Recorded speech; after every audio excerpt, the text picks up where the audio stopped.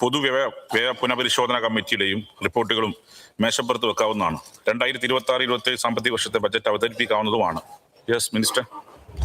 Sir, 2027 മുതൽ 2028-2029 വരെയുള്ള medium time fiscal policy statement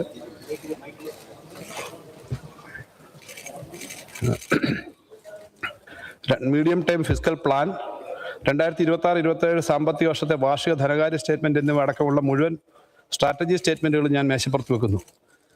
2025-26 സാമ്പത്തിക വർഷത്തെ ബഡ്ജറ്റിലേക്കുള്ള ഉപധനാഭ്യർത്ഥനകളുടെ അന്തിമ സ്റ്റേറ്റ്മെന്റ്, കേരള അടിസ്ഥാന സൗകര്യ നിക്ഷേപ നിധി ബോർഡിന്റെ 2024-25 സാമ്പത്തിക വർഷത്തെ ഫിഡിലിറ്റി സർട്ടിഫിക്കറ്റ്, 7ാം ധനകാര്യ കമ്മീഷന്റെ 1ാമത് റിപ്പോർട്ട്, ആയതിന്മേലുള്ള ആക്ഷൻ ടേക്കൺ റിപ്പോർട്ട്, 7ാമത് പൊതുവ്യയ പുനഃപരിശോധന കമ്മിറ്റിയുടെ ആദ്യ റിപ്പോർട്ട് എന്നിവയും മേശപ്പുറത്ത് വെക്കുന്നു. യെസ്.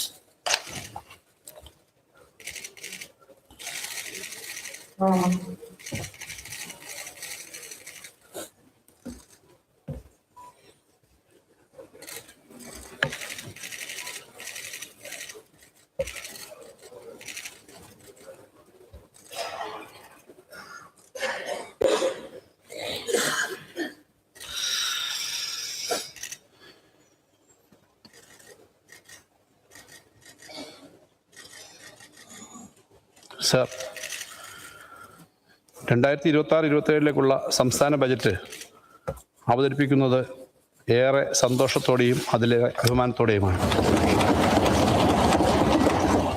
ധനമന്ത്രി എന്ന നിലയിൽ ഞാൻ അവതരിപ്പിക്കുന്ന 6ാമത്തെ ബജറ്റാണ്. സംസ്ഥാന സർക്കാരിന് വേണ്ടി ഞാൻ അവതരിപ്പിച്ച ഓരോ ബജറ്റും തെരഞ്ഞെടുപ്പ് കാലത്ത് ജനങ്ങൾക്ക് നൽകിയ വാഗ്ദാനങ്ങൾ പാലിക്കുന്നതിന് കൃത്യമായി ആസൂത്രണം ചെയ്ത പരിപാടികളുടെ പ്രഖ്യാപനങ്ങളായിരുന്നു. തെരഞ്ഞെടുപ്പ് മാനിഫെസ്റ്റോയിൽ അവതരിപ്പിച്ച കാര്യങ്ങൾ നടപ്പിലാക്കുന്നതിൽ കൈവരിച്ച പുരോഗതി ഞങ്ങൾ ജനസമക്ഷം അവതരിപ്പിച്ചിരുന്നു. മുൻ സർക്കാരിൻ്റെ കാലത്ത് അവതരിപ്പിച്ച പ്രോഗ്രസ് റിപ്പോർട്ടുകളും വിപുലമായി ചർച്ച ചെയ്യപ്പെട്ടിട്ടുള്ളതാണ്. പറഞ്ഞ കാര്യങ്ങൾ ഏതാണ്ട് പൂർണ്ണമായി നടപ്പിലാക്കിയെന്ന ചാരിതാർത്ഥ്യത്തോടെയാണ് നടപ്പ് വർഷത്തെ ബജറ്റ് അവതരിപ്പിക്കുന്നത്. സർ, 10 വർഷം മുമ്പുള്ള കേരളമല്ല ഇന്നത്തെ കേരളം. എല്ലാ മേഖലകളിലും കേരളം പുതിയ നോർമൽ, ന്യൂ നോർമൽ സൃഷ്ടിച്ചിരിക്കുകയാണ്. പഴയ നോർമലുമായി താരതമ്യം ചെയ്യാൻ പോലും കഴിയാത്ത രീതിയിൽ അതിശയകരവും അഭിമാനകരവുമായ പുരോഗതിയാണ് ജനജീവിതത്തിൻ്റെ എല്ലാ തുറകളിലും ഉണ്ടായിരിക്കുന്നത്. ഈ സമ്മേളന കാലത്ത് ഓരോ വികസന തുറയിലും വന്ന മാറ്റങ്ങൾ വിശദമായി ചർച്ച ചെയ്യപ്പെടണമെന്നാണ് സർക്കാർ ആഗ്രഹിക്കുന്നത്.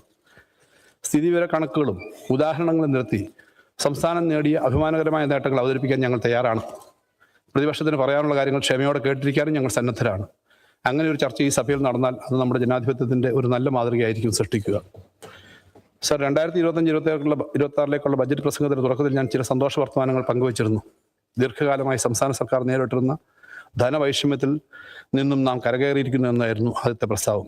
കേരളം സാമ്പത്തിക വളർച്ചയുടെ ഒരു ഉയർന്ന ഘട്ടത്തിലേക്ക് കടക്കാനുള്ള ടേക്ക് ഓഫിന് സജ്ജമായിരിക്കുന്നു എന്ന കാര്യവും തുടക്കത്തിൽ തന്നെ എടുത്തു പറഞ്ഞിരുന്നു. സർ, പുതിയ ബജറ്റ് പ്രസംഗത്തിൽ എനിക്ക് കൂടുതൽ സന്തോഷ വർത്തമാനങ്ങൾ പങ്കുവെക്കാനുണ്ട്.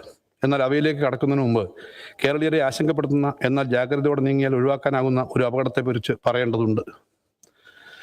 സർ, എത്ര ബജറ്റ് അവതരിപ്പിച്ചാലും എത്ര ലക്ഷം കോടി ചെലവാക്കിയാലും കിട്ടാത്തൊരു സ്വത്ത് കേരളത്തിന് സ്വന്തമായി ഉണ്ട്. കേരളീയരുടെ ഒത്തൊരുമ എന്നാണ് ആ മഹത്തായ സ്വത്തിൻ്റെ പേര്.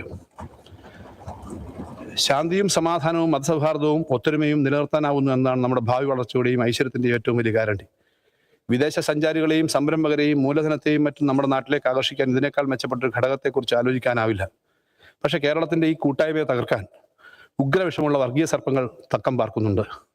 കേരളീയ ജീവിതത്തിൻ്റെ സ്വച്ഛതയിലേക്ക് വിഷം പകരാൻ അവർ പലവരും ശ്രമിച്ചിട്ടുണ്ട്. സ്നേഹത്തിൻ്റെയും ഐക്യത്തിൻ്റെയും പ്രതിരോധം സൃഷ്ടിച്ചുകൊണ്ട് വിഷബാധകളെ ചെറുക്കാൻ നമുക്ക് ഇതുവരെ കഴിഞ്ഞിട്ടുണ്ട്. പക്ഷെ പെട്ടെന്ന് പരാജയം സംബന്ധിച്ച് പിൻവാങ്ങുന്നവരല്ല മതരാഷ്ട്രവാദം ചുറ്റുന്ന വിഷസർപ്പങ്ങളെന്ന് നാം തിരിച്ചറിയേണ്ടതുണ്ട്. കേരള ജനതയെ വർഗീയമായി വിഭജിച്ചും ധ്രുവീകരിച്ചും കീഴ്പ്പെടുത്താൻ പുതിയ